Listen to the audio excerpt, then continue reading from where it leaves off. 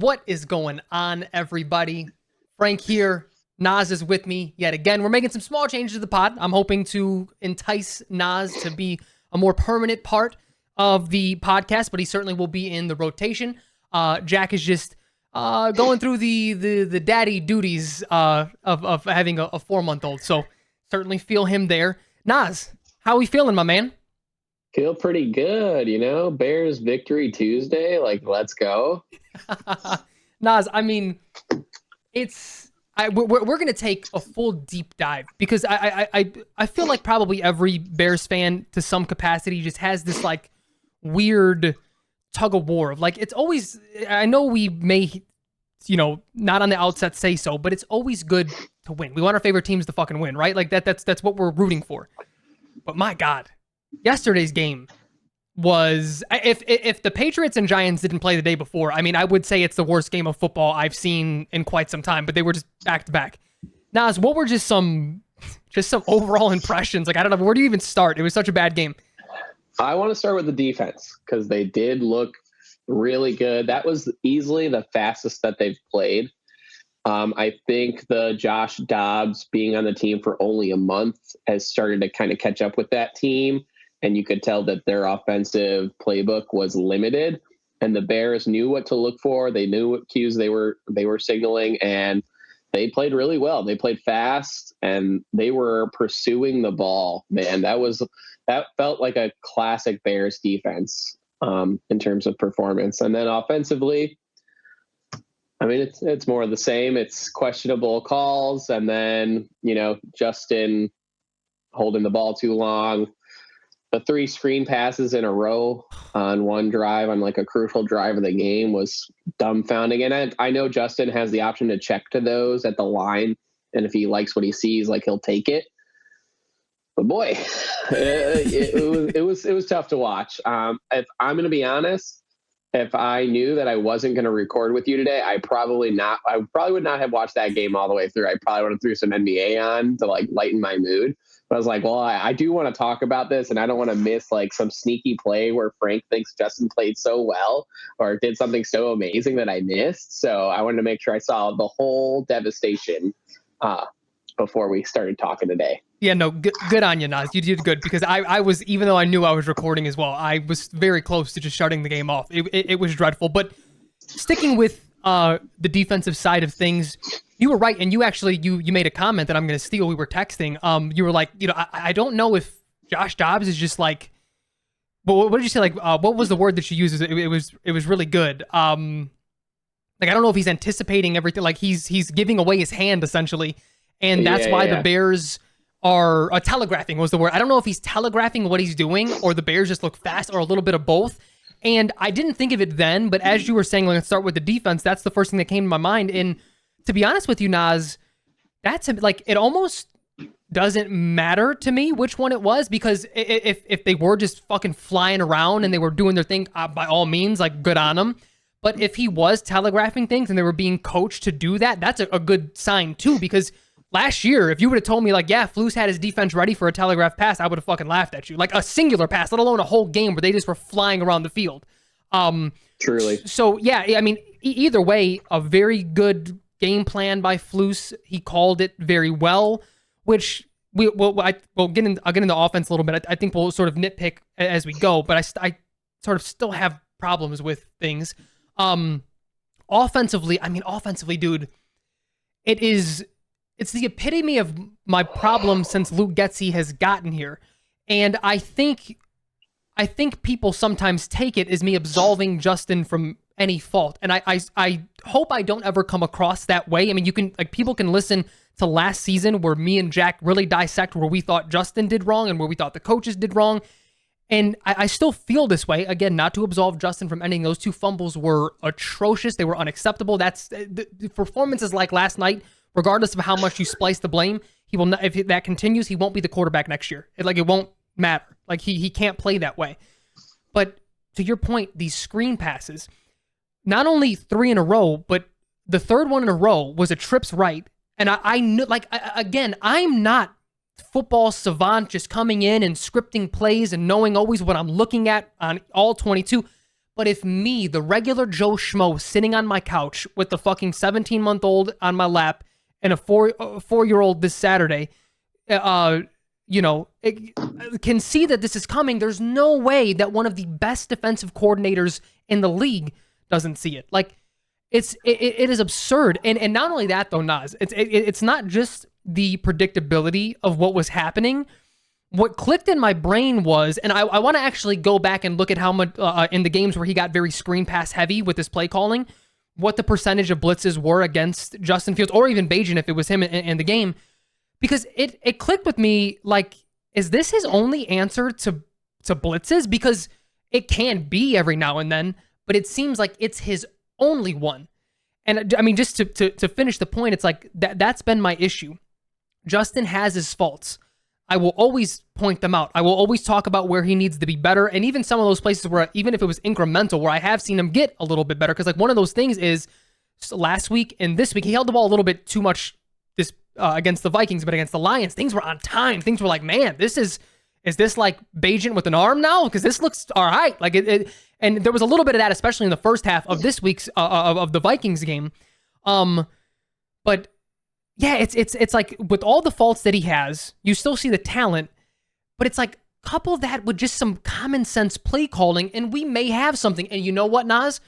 Not even to say, hey, it's all coach's fault, because the thing is, we may not have something too. We may have an awful bad, you can't win with the guy quarterback, but at the end of the day, when you have the number one pick, like how does Poles sit down and evaluate, just isolate this game? I know we have more data and other things, but just like, how do you isolate this? How do you say, yeah, this was, yeah, we know what we have in Justin. Like this play calling sometimes can be so bad. And again, like that's really my only stance. It's not that I think Justin is a Hall of Famer, and if you just give him a play, no, what I'm saying is I'm frustrated because I don't think any, like, well, what quarterback do you put back there and throw that many screens in a row, all horizontal? You don't rely on the run game whatsoever, even in like third and short, fourth and short.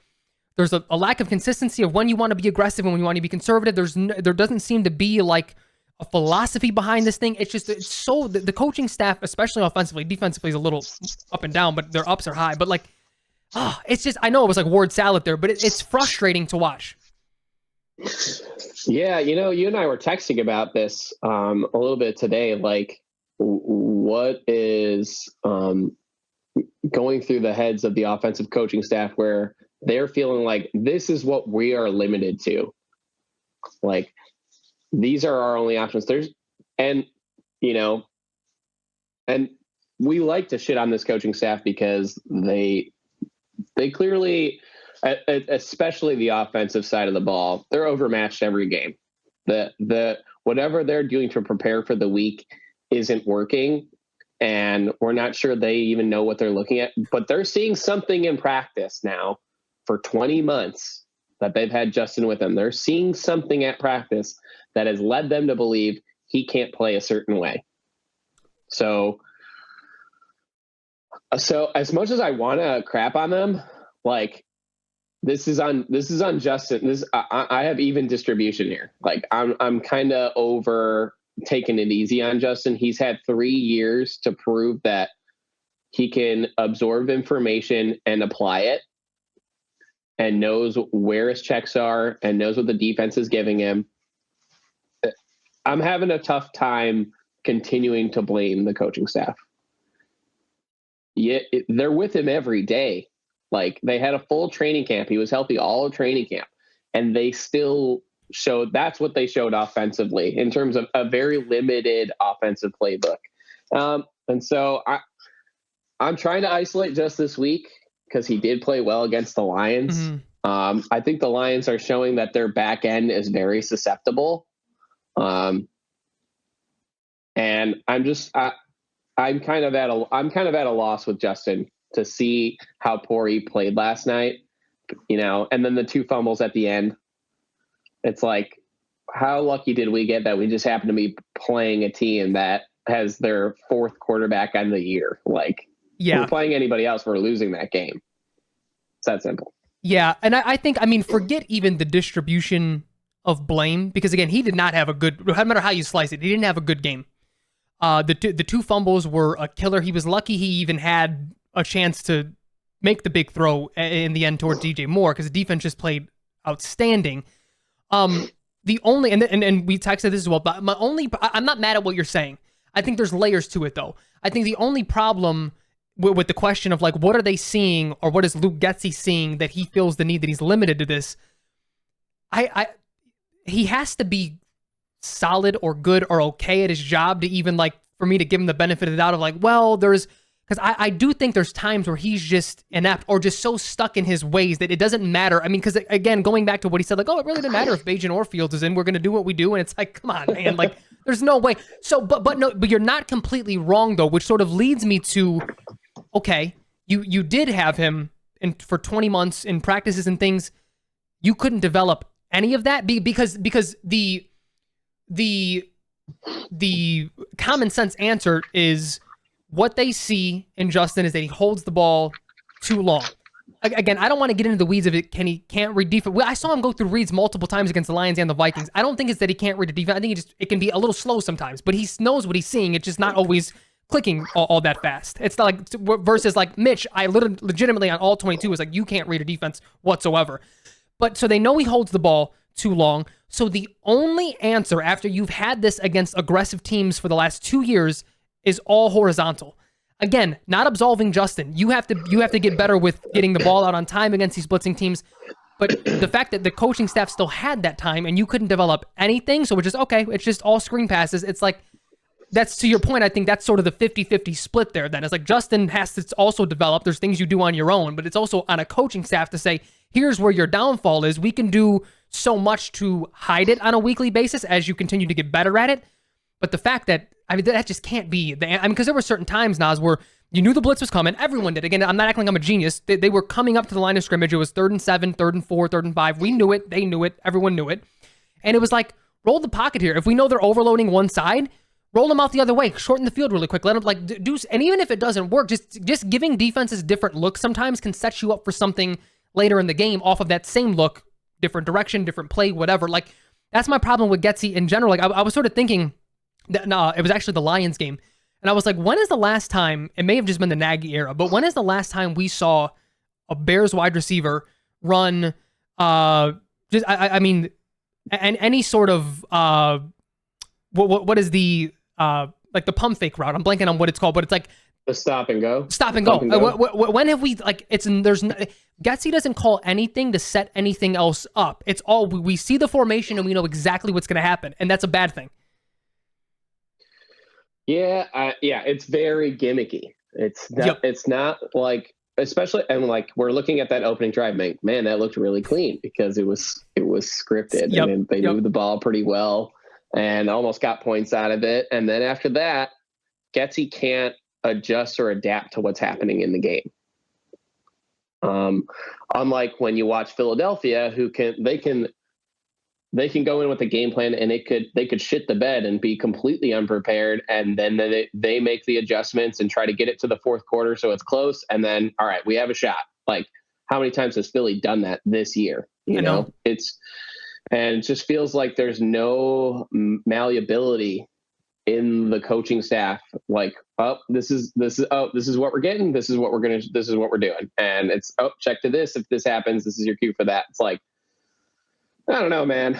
It's frustrating to see, and I think this is a good time to maybe transition into maybe thinking about who's going to still be around next year. Yeah, and I think it's pretty clear Getsy won't be. He can't. He's the one that's like, yeah. And because of the history of the Bears franchise, I'm giving Flus a shot because the defense, when healthy, has looked really good, and that is what he's made his bread on as a coach. So I've been disappointed by every Chicago franchise since my formative years. That when we always seem to hang on to coaches like a little too long if they show some strides of improvement, even though we don't think they're any good. I'm going to give Flus a shot. I'll give Flus a shot. Poles looks pretty good with the Sweat trade. Looking good. It's looking good. They're looking quick. He's putting pressures. So I was completely out on Flus I am not as sure. If the defense keeps playing like this, there's a slim chance in my brain that thinks classic Bears are going to keep him. Yeah, and I think so. Me personally, I'm out on Flus. Me, the realistic Bears fan, is saying what you're saying. Like, his bread and butter is starting to work. The defense has had really high highs this year. They had some lows, but you can chalk it up to, I mean, in terms of like, if you're in this meeting and you're Flus trying to save your job, you're like, well, they weren't healthy and we had this, so okay, you can chalk that up. Poles, to me, I liken it almost to the John Lynch situation where he made some massive mistakes early, but they stuck with him because they loved his philosophy and they thought he can continue to keep it going. It's almost like, I'm not saying every GM has to have this, but if you agree with their long-term vision, you have to just sort of take the hiccups along the way. And I still feel that way about Poles. Now, people who want to fire him for hiring Eberflus, I can't defend it because I'm even out on the guy. But every GM, not every, most GMs get at least 2 head coaching choices. So him, for me, at this point, I mean, Javon Dexter is also a guy who's looking awesome when he's getting the reps. I mean, even Pickens has had some solid reps. He's not in the rotation as much. The secondary looks really good. When Tyreek Stevenson's healthy, he's a little up and down, but that's just corners. You see the talent there. Your boy Brisker made some plays. Like you're seeing, I mean, and not for nothing, that linebacking core yesterday, they I thought was the best. That was the best position group on the field on both sides of the ball, both teams. Like they looked really good. So it's for him to put that together. He stays to me. Now where I'm curious is when it comes to Justin. If we are isolating it just these 2 games, the answer is probably no. Like you move on from him. That being said, and I'm curious to see what you think, because I feel like I have conflicting thoughts on it. If you bring back Flus, I think you have to bring back Justin, because are we going to then get into this lame duck coach with a new quarterback who's going to get fired? Now Caleb Williams is learning it's like I don't want that cycle again. And to me, I don't want to steal your point if this was but to me, the only rational thing to say back to that, unless you have some, I'm curious to know if is, well, Caleb Williams is generational. He can get past that. But I obviously, or not, I don't want to say obviously, I could have been wrong, but that was why I wasn't as upset about it. And I was excited about Justin Fields because I thought he can weather that Nagy storm for a year because we knew he was going to be gone and then, continue to go through. But I don't know if that's a Justin thing. I don't know if it's just tough on any quarterback thing. Like I don't want to be in this cycle. I want things to line up. I want things to line up for sure. And I think Flus has shown propensity to choke games away. I know. And when you look at the larger picture, his game management is atrocious. So, and I think the only reason I'm thinking that there's a sliver of a chance that he stays is because of my past trauma as a fan. I don't think he actually will, but it's like, I'm just kind of waiting for them. Like, oh, and we're going to bring Flus back for another year. I'm like, fuck. All right, fine. I don't think he deserves to stay. I will say that I think there is a history of strong defensive coaches with young QBs. If this is how the defense is going to play, and there's going to be a pretty good sample size to finish the season out, if this is how they continue to play and there's a streak of 8 or 9 games where they're averaging giving up 15 points a game or something like that, I could just see the Bears being like, well, he's finally getting them to play a certain way, a year and a half into having the team. I don't think that will happen. I'm praying it won't. I could see it because there has been that. I could see the Bears kind of convincing themselves like that is a thing. New OC is what we actually need. We'll draft a young quarterback. Flus will have them playing a dominant level as a defense, and we'll be in every game while we develop our young star on a rookie deal. No, absolutely. No, the logic follows from the history of this franchise, but it's another thing where, and I don't know if we even dig into the weeds on this particular episode, but it's like, if let's say the Bears didn't have the number 1 pick, are we even having that conversation? We're probably more upset that they won because we want them to lose because we're only really worried about the Carolina pick at this point. But Do you get what I'm saying? Like, are we even having the Fields conversation? Because if we're gonna pick 5th, 6th, we're not gonna take fucking JJ McCarthy or one of these dudes. Like the real conversation right now is Caleb Williams, maybe Drake May, and no one else who are gonna be gone by the 5th, 6th, 7th, wherever they end up. Do you get what I mean? Like, so part of me is also like, if Flus finishes strong in this scenario that we did not have the number 1 pick, and we're living in a world where he ruins the first year of a Caleb Williams led team. Like, would he have earned a 3rd year? I would say probably, yeah. But now we're in a different circumstance. This is an extraordinary circumstance. Like, we've never had this happen before. And the same thing for Fields, where it's like, as frustrating as the fumbles are and the things we know he needs to work on, if we didn't have the number 1 pick, unless it was going to be the 2 or 3, like if we were going to miss, we knew for a fact we were missing out on the top 2 quarterback. We was like, oh, we're going to ride out another year and see if he can figure this thing out. So it's like there's this weird, Yeah, I mean, yeah, it is weird, and I can tell you the tone of these podcasts would be way different because we would be depressed if we didn't have the number 1 pick coming. I know. And seeing Fields play like this, our whole mood and tone of this season would be bad. It would be really bad. I mean, I don't know if we would be having this conversation if we didn't have that pick, to be honest. Because I actually do think, I mean, this is what I've heard. I don't watch that much college football, but I'm hearing there's enough talent in this draft to help a rebuild, even at the quarterback position. So, like beyond Drake May yeah, especially if Shedeur were to decide to come out. Like, I think he would be available in the late single digits if that's where we end up picking. And even, Michael Penix, like, I don't know. I could get convinced. Oh. And the thing is, the risk reward, the risk analysis of it all would get me on board with doing that. I will tell you something that is also weird. Speaking of the draft, I know we've been talking about Maserati Marv coming to the Bears with Jim Harbaugh. Like, let's go. I think I might be out on that. I think I've convinced myself that if we get the first pick, we take Caleb. I think there's enough talent to survive his rookie year. And then with free agents, or use that second first rounder to maybe trade back and get more O-line and D-line help. And then maybe draft a second or third round, and draft offensive help, maybe sign offensive help in the offseason at the skills position. Just because it feels like we are so far away that getting a number 1 receiver, even though it would be sick and he would just look like a fucking baller in a Bears uni, it would be awesome. But also the thing is, he's not the only stud receiver in this class. So there's also that. But I'm just also thinking, like, if we are this far away where we have to draft a quarterback at number 1, I just feel like bear with us a little bit, and let's really deepen the strength of this team, which right now the only strengths feel like they could be the D-line and the linebacking core.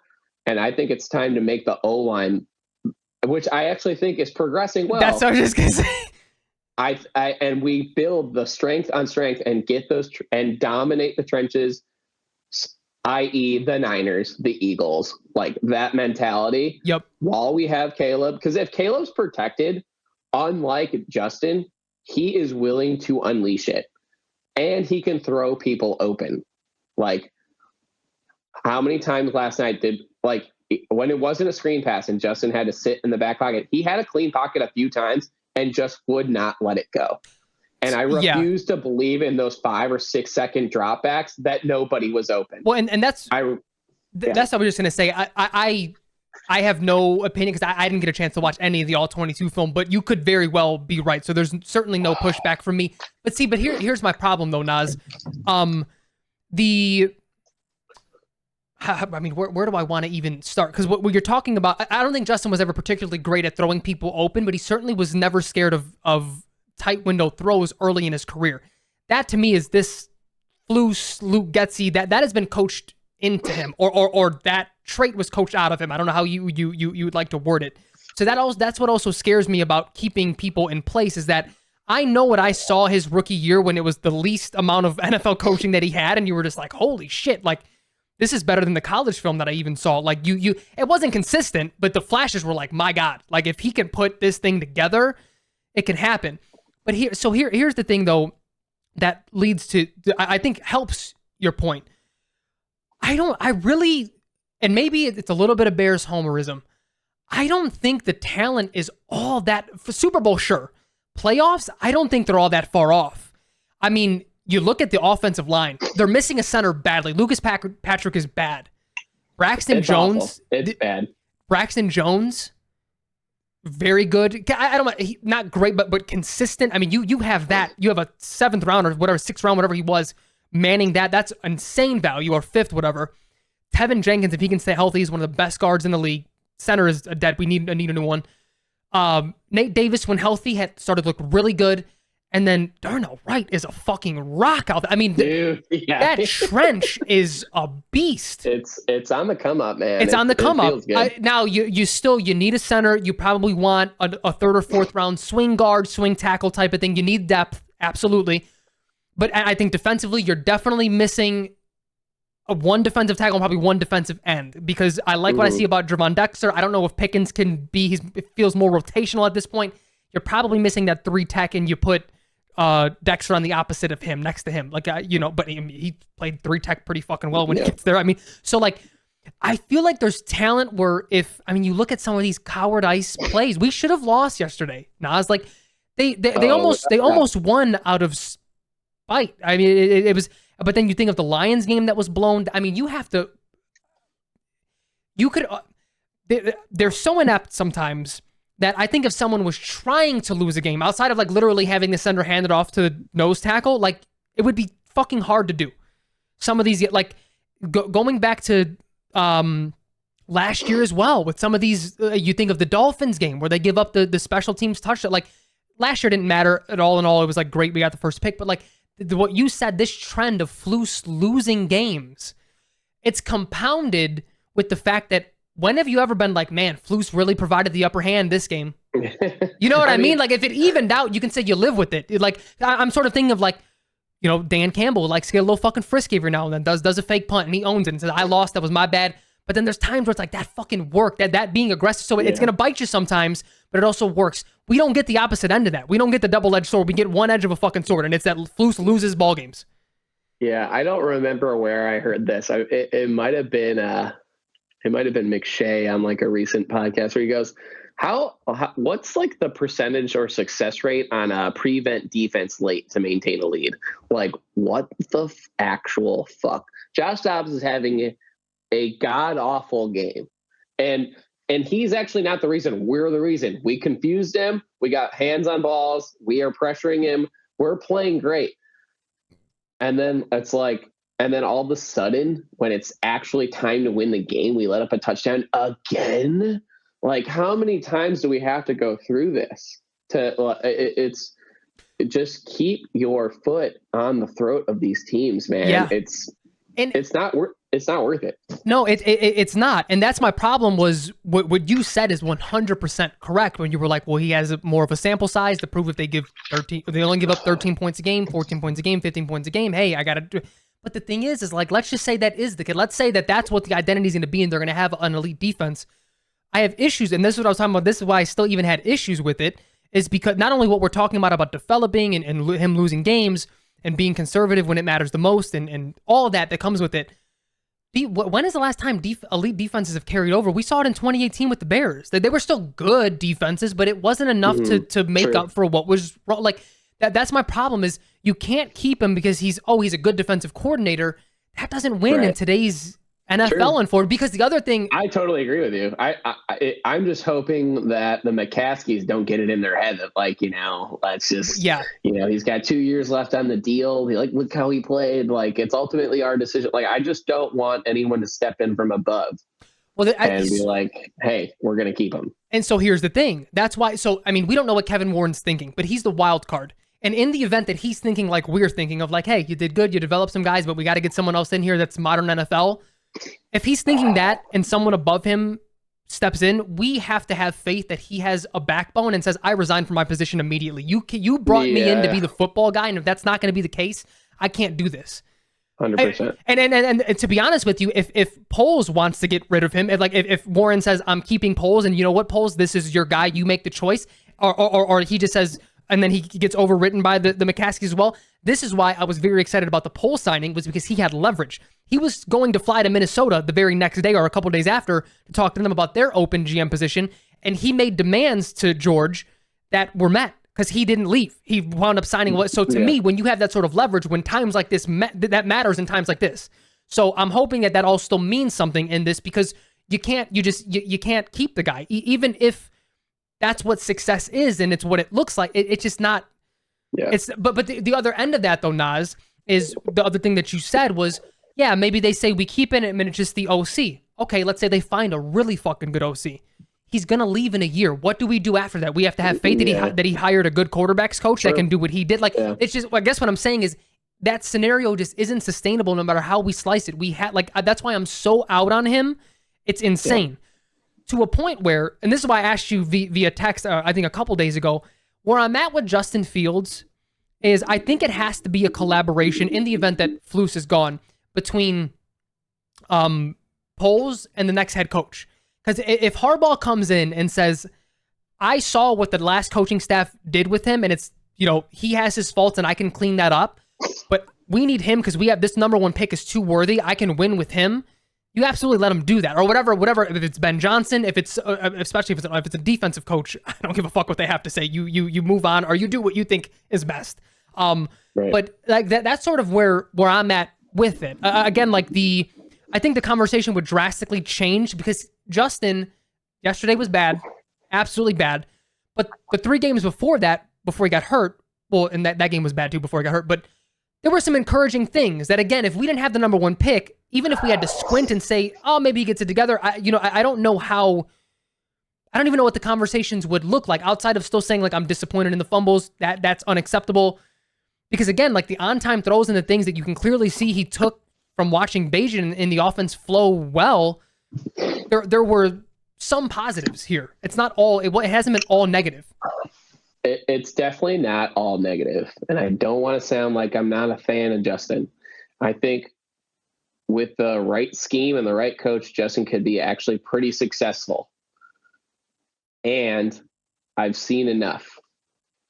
And if Harbaugh comes in and thinks that he can win with Justin, and it's okay, let's use this number 1 pick to gain more picks, or I actually want this player, I actually think this is the best player available. I mean, I'm riding with Harbaugh.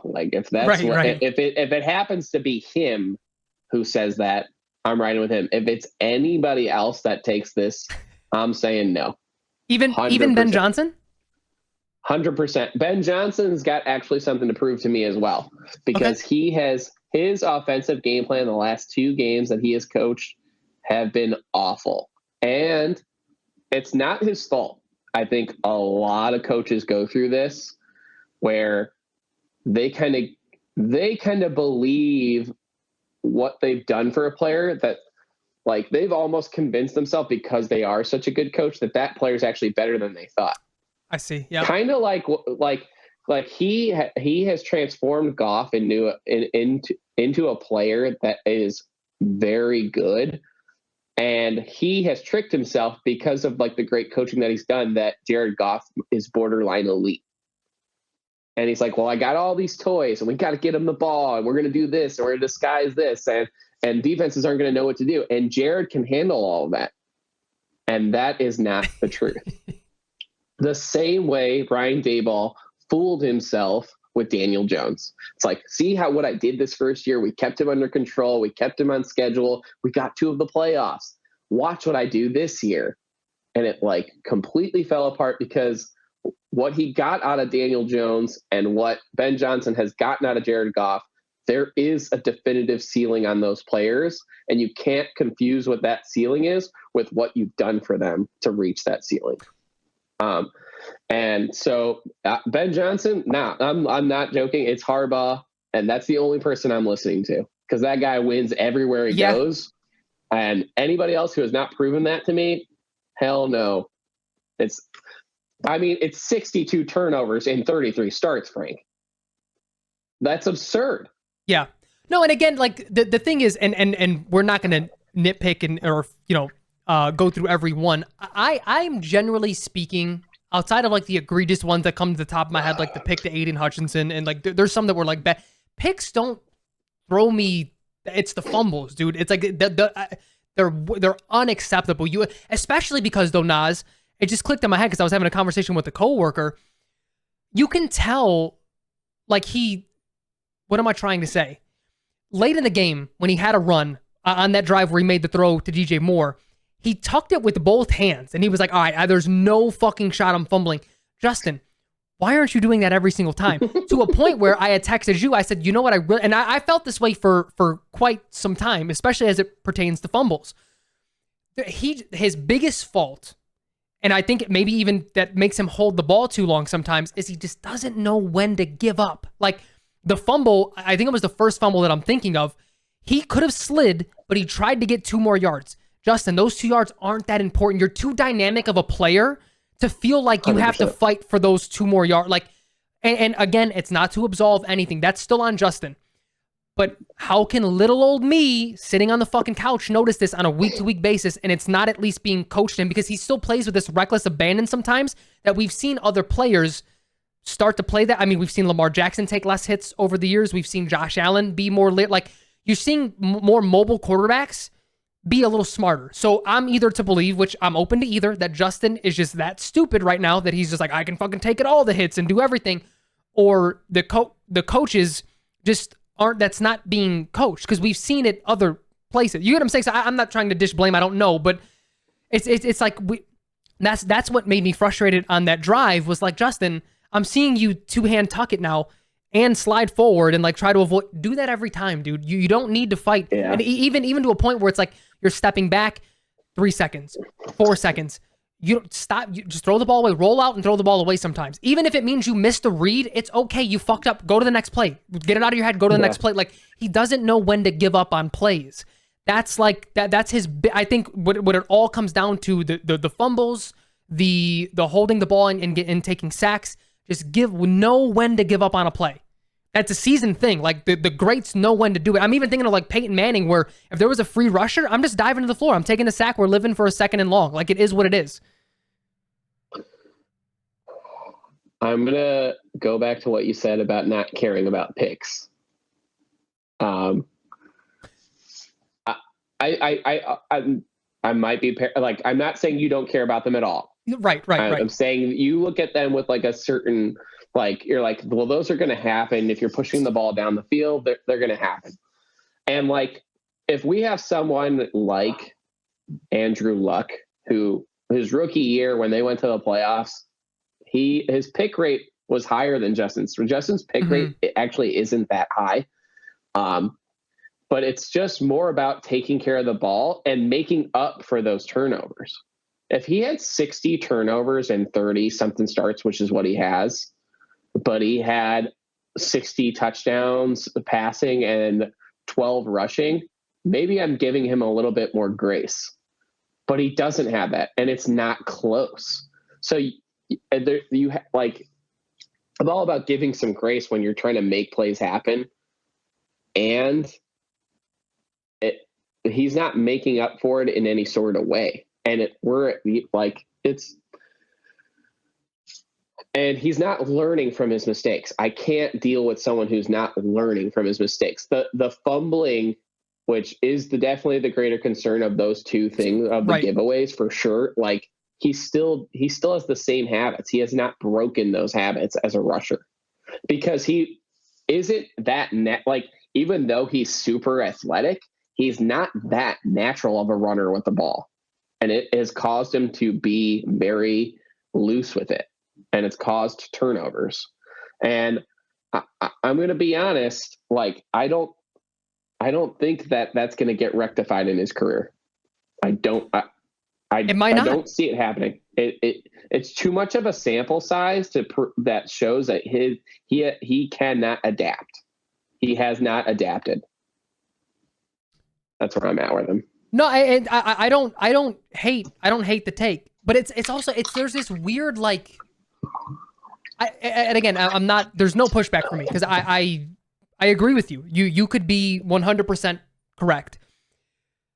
Where my level of frustration comes in, I think you agree with this, even with the fumbles, is what I'm witnessing is the most talented quarterback I've ever seen in a Bears uniform largely be failed. He got drafted by a lame duck coach and a lame duck regime, gets adopted into another system that we know Luke Getsy is bad. And again, it's not to absolve anything, but again, it's a cyclical thing with the Bears. We saw it with lesser talent, of course. Same thing happened with Mitch. He got drafted to John Fox, and that, goes into Matt Nagy, and Jay Cutler gets that was not Emery, that was Jerry Angelo, and then he gets into a different. I mean, we've seen this time and time again, and that's exactly why I stress, like, if Flus is back field, I'm terrified of this overlap. Like, I want a fresh start everywhere, so we know what it all is. Like, we because again, and this is just me analyzing. This isn't me placing blame or taking away blame, but like, how do you quantify how much how much of a lost season 2021 was for him, then going into learning something totally new? That's three new offenses in 3 different years. You had Ohio State, then you had Matt Nagy, and then now you have. It's like you're not even setting him up for success, because I would much rather just be what you just said. If he comes in with Ben Johnson as his head coach in 2021 and he's still his head coach in 2022 and 2023, and you're like, listen, the guy I can never say Fields sucks. I don't think he sucks, but you just be like, he can't get it done. We got a new quarterback. It is what it is. But the fact that we can even have these excuses, to me, is just at an organizational level fucking inexcusable. Like, why does this happen every single time? Like, that's my problem. Again, I'm okay with moving on from him because everything you said is correct. But then you're leaving breadcrumbs of like organizational, for the word that came to my brain is like malfunction. Like, I don't know of very many quarterbacks that could sustain things like that every 100%. Like to a point where is Patrick Mahomes if they draft 100%. Him instead of, you get what I'm saying? Like, it's yeah. And it's I hate that people hear, you don't. I know you know what I mean, but people hear that and be like, well, you're a fucking Fields truther. I'd never mean to come across that way. I just know I've seen this with multiple quarterbacks. We've seen it with a ton. Yeah, and it's hard to like let go of, because it's like, I think Justin's a good dude. I think his teammates like him. Mm-hmm. I don't think he's not like, I don't think he has a bad work ethic. Like, right. I like the dude, like it's, and so you are 100% correct that the organization has failed him. And I completely agree. And I've had this conversation with other friends. You put Pat Mahomes in the Bears organization. Does he turn out to, is he where he's at? There is no chance he is where he is right now in his career. There is no chance. Who is his offensive coordinator right now, Naz, in one of the most dysfunctional looking Chiefs offenses since he's been there? Yeah, it's Matt Nagy. It's like we're seeing what it would have looked like before our eyes. Yeah, literally. I mean, everything's down. I mean, you can say what you want about the receivers and all that. It's like, I really don't think the talent level at the receiving core was that much higher than it is this year, last year. Yeah. I really don't think Juju Smith-Schuster is that valuable. And you look at every stat down the line and it is down. It's still like, he's still elite, which is kind of crazy. Like, when you compare it to other quarterbacks in the league, he's still elite. But in terms of his career numbers, this is the worst he's ever played. Yeah. So, and I honestly still think he's the MVP, but that's a different conversation. It's the MVP race in general right now is fucking horrible. It's tough. I mean, I guess for me, it would be Jalen because of the comeback. Like, I think the guy has like come back from 10 points down like 6 times in the last 2 years. That's insane. Like, that's an absurd number. And then it's like, I just don't know who else is really playing that well in competitive games. Like, the Cowboys blow out bad teams, and anytime it's time to play a good team, they don't step up. We'll see what happens when they play the Eagles again later this season. I mean, Brock Purdy, yeah, he's playing really well. I think if you're someone who's got someone like Tua in the MVP conversation, then you better have Purdy in the conversation. Right. I'm not one of those people who thinks Tua is the MVP on that team. I think it's Tyreek Hill, and I don't think it's close. Agreed. But yeah, the MVP race is pretty loose out there. I really actually hope Tyreek wins it. I truly do. That would be awesome. The guy is a freak. If there's a year that a non-quarterback wins it, this very well could be the year. He has the right to it as much as anybody else. 100%. Yeah, I mean it's you know what, Nas, what it comes down to, and it's tough because I feel like we're almost gonna have the same fucking conversation after every. I don't know what more there is. I mean, if there's a better game, like had we done one right after the Lions game, I think there was a lot of good to dissect from what Justin did and what the offense did. And to a degree, it's like the one thing. Let's make sure that we've been tough on him, rightfully so. He had a bad game, but do we at all think it's a good sign that even through a bad game, he throws a fucking dart to DJ at the end of the, like that? That's got him, and not in the totality of bringing him back, but it means at least something. Like it's resilience. I mean, he's not a bad. He's not a bad player, right? And even the bad coaching cannot suppress him making plays like that sometimes, right? You know, like it will shine through in moments. Yep. Without a doubt. And and I think you and I are on the same page, even though I give him more shit than you do. I think Justin's a really talented guy. You know, that's where we totally agree. Yeah, like elite arm talent, elite athlete. He doesn't throw the ball on time, and I'm convinced he doesn't know what open means.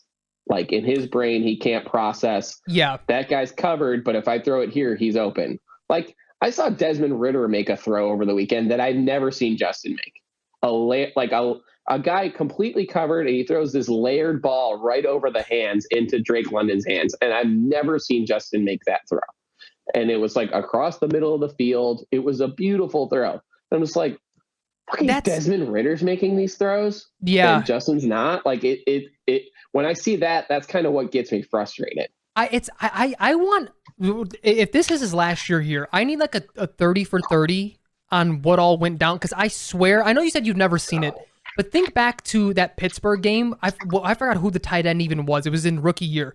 He was nowhere near open, and he just like throws a 70-30 ball. And it was like, man, he's making throw like he's. It wouldn't necessarily throw it over, but he's giving people the ball that was kind of up the seam, like it was late. No, not that one. It was a touchdown pass, and it was either the Niners game or because those are the two darling games of Justin's rookie year. Was the Niners game and the Pittsburgh game?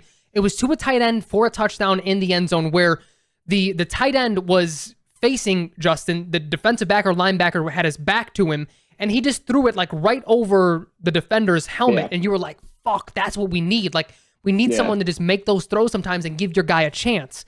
And I'm not saying it was ever consistently there, but the fact that we went from seeing it sometimes to seeing it never, I have to know what it's either he himself got scared and got in his own head, or Luke Getsy and what he it's so hard for me to believe that Getsy didn't have a large part to do with it, because when I'm thinking back of the different OTA reports that I'm hearing and Getsy being excited about everything, and like I remember the very first thing, and this is me, it wasn't necessarily a red flag then. I'm getting older. I'm getting more seasoned as an NFL watcher. I'm getting more seasoned, like coach speak and understanding strategy and things like that. But he was talking about like, we're not only working on cleaning up Justin Fields' footwork because it was a little out of whack with his throwing motion, which I think they did do a good job of cleaning that up. But he's like, what we're also doing is we're timing up his drop back with the routes. I've never heard any offensive mind talk about that. That just sounded so weird to me. And I'm seeing it now and like coupling that with Justin saying like, I feel like I'm being overcoached and I'm a little too robotic. I need to just go out and like be me. Yeah. He's not a West Coast offense guy. Yeah. And like, I think that's really what it stems from more than anything. He is not a 5-step, 3-step guy. Yeah. Like, that's not his strength, and I don't think that's how you get the most out of him anyways. Yep. He's got an inconsistent arm slot. Like that's what that West Coast style where we're going to work on timing, that's going to lead to batted balls and inconsistency in my opinion. I think it was so frustrating watching the game and watch them not run the ball last night. I felt like we had such an edge there and we didn't take advantage of it.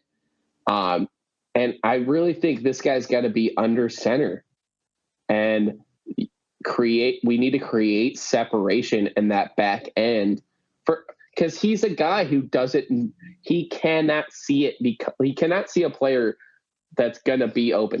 That process doesn't happen for him. So if we can create that separation for him through a strong run game, play action game, rollout game, that is where I think you get all the splash plays that we want. We get him in space, and Getsy's trying to turn him into Aaron Rodgers. Yeah. And it's just like, this is not who the guy is. And that's my biggest gripe when it comes to Getsy. Again, I'm going to feel the need to repeat myself every time because people come at me like I'm just saying Fields is perfect and he's being ruined. I've never once said that, and I don't mean to come across that way if it does come across that way. But you think about when Alex Smith was the quarterback with the 49ers, and I, along with a lot of fucking people, thought that Harbaugh was on crack cocaine when they brought in Colin Kaepernick. I think Alex Smith got hurt, and that, am I right? But then they didn't bring Alex Smith back in. And you're like, what? Like, the hell, a second-round quarterback? What the hell are we doing? Like, Alex Smith's been balling the last couple of years. Like, he's a good quarterback now. Like, he's been doing his thing. And they totally changed the offense. It was completely different offenses, and they had success in both offenses. And even I wasn't privy to it then because I didn't pay as close attention, but even when they made the pick, they said Colin can bring something totally different to this offense that Alex doesn't necessarily. That to me means we have success with Alex right now, but it's not everything that we want. But we can adapt to a different style of quarterback because that is what we want. Do you get what I'm saying? Like, why can't, even if it means Justin still isn't the guy, me and you, along with a lot of other people, have fucking eyes and we can see that he does certain things at an elite level on a football field with his legs, sometimes with his arm, but like the skill set. I mean, he throws one of the better deep balls in the league. Yeah, that's what I mean. Like there are things there, and let me not even use the word elite because people will get picked. I'm just saying he does things on a football field that you know he's a starting quarterback in the NFL, where you want to rank him as, but he's a starter. He can play. Why don't you maximize that? Put together and develop other things around it, and then say, you know what, even though we did have that success, we set ourselves up for this because the next guy is the guy that we can change and do what we really want to do. But as it stands right now, I'm maximizing what my guy has. That it's bad coaching. It's not exclusive to Getsy, but we see this a lot. People only know how to coach one way, and that's it, and they never make it. And that's why Mike Martz, it didn't like he flamed out fucking everywhere. Yeah, it's hilarious because Bryce Young is what Getsy wants Justin to be. Oh gosh. Bryce, you want to actually get the ball out, and he actually does see. He does see it that way, and they're using him. Man, that Carolina. I mean, Bears fans have it tough, but man, it sucks to be a Carolina fan right now. I know it's crazy. It's almost nuts to think of what George and I even feel bad. George, I met George in person. He's such a sweet dude. Like I think he's genuinely a good person. He just has not been a very good owner since he took over. But it's kind of crazy looking at his track record to say there's a worse owner in the NFL. It's Tepper is pretty bad. Like this is it's embarrassing. Yeah. Also, I also got stuck because when you brought up the Kaepernick situation, all I was thinking about was that nightmarish Thursday night game where he debuted. God, he beat the shit out of us. That was tough. I was just like, was Urlacher still on? I remember him just like running completely past Briggs and Urlacher. Did my brain mesh up a memory? Yeah. That was like, what year was that? That was 20. Was that the year they went to the Super Bowl? Was that 2012? Yes, that was the year they went to the Super Bowl. Yeah. Oh my God. Yeah. He just they're like, okay, we're going to start Colin now and see how he does. And then see against a good Bears defense. Like when you think in hindsight, how much more insane that decision was against a good Bears defense for Jim Harbaugh to put his nuts on the table and say, I drafted this guy for a reason and I'm going to show you the reason. Oh my God. Catching Eileen, I remember the opening drive catching Vernon on that crosser and just like, oh shit. I know. Because I didn't know anything about Colin at that point. Like nothing. Yeah. I mean, he threw, all I knew was he was athletic and he threw the ball weird. He had that weird three-quarter angle. Yeah. Yeah. It looked weird. And then all of a sudden he's just ripping 80-yard runs against the Packers in playoff games. It was like, Jesus He just Christ. he had that gazelle type of run where it didn't even look like he was running fast, but his legs were just so long. And it was, I mean, like Usain Bolt, where it's like just these long legs that just long strides and just, God, it was nuts. Naz, I feel like we've said all we needed to say. Is there anything you feel like we missed from the game? I mean, in terms of job security, I can go on for fucking 4 more hours and just repeat myself. But like game wise, are you good there? Yeah. I'm good, man. Okay, cool. So bye week coming up. I have no idea what the hell we're gonna talk about next week. We can. I don't know. We'll see. But yeah. We can do an around the league segment. Yeah, absolutely. See what's going on. Maybe awards. See what we're thinking there. Yeah. Well, I think it'll be like the happiest pod we do because we won't have not watched the Bears and we'll just be like watching around the league. It'll be really casual. I know, you're right. My goodness. I mean, one thing's for certain: we are an anti-Carolina this year podcast. We need them to continue to lose. Oh yeah. Because the thing is, Naz, if they win like 3 more games and we're just completely out of that, what the fuck does this season mean? Because like again, like that means you are bringing Justin back if we have like the 8th and the 10th pick. There's no way, unless you combine it and move up. But I mean, Jesus. Yeah. Well, I mean, there's going to be a darling quarterback that I don't want to comes out through the draft process. Like there's going to be a third guy. They're going to be like, who's really impressed on his pro day, and like you look at the measurables on this guy. There's going to be one of those dudes. So like, could he maybe crack the top 5? Who was the last one that? I mean, Tannehill was he was a late riser and he had an okay career. Like not to say okay, he had a good. Tannehill was a late riser. Cuddy was a late riser. Who else? Yeah, Tannehill only played 1 year. I mean, Mitch was a late riser. Like no one was really. I know, and again, he's another like usually the late risers stink. Like, yeah, I know. Because the thing I feel draft them all. The reason why I think they stink though is because they're not basing it on film. It starts to become a measurement thing. Oh, their hands are big, and look at the roll.